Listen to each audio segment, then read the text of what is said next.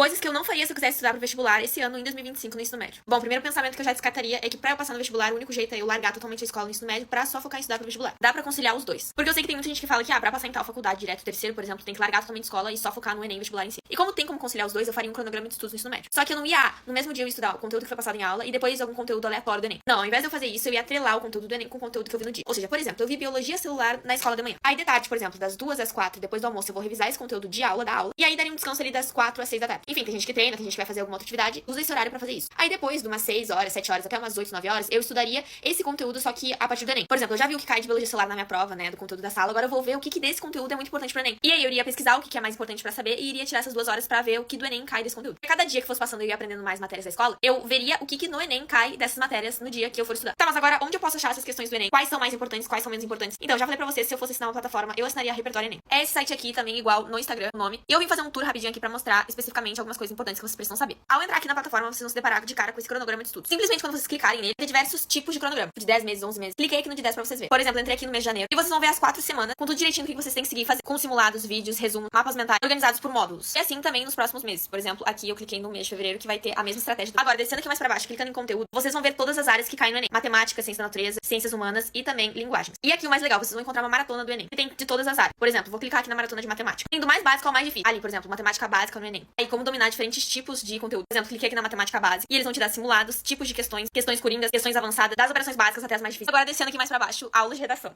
Simplesmente com intensivo de redação do Enem. Aqui, se vocês clicarem, vão ter tipos de repertórios, vários tipos. Enfim, livros, séries, filmes. Aqui, por exemplo, ranqueando temas da semana. Vocês vão poder pesquisar o tipo de tema que vocês querem, além de colocar o nível de dificuldade que vocês querem. E ter diversos exemplos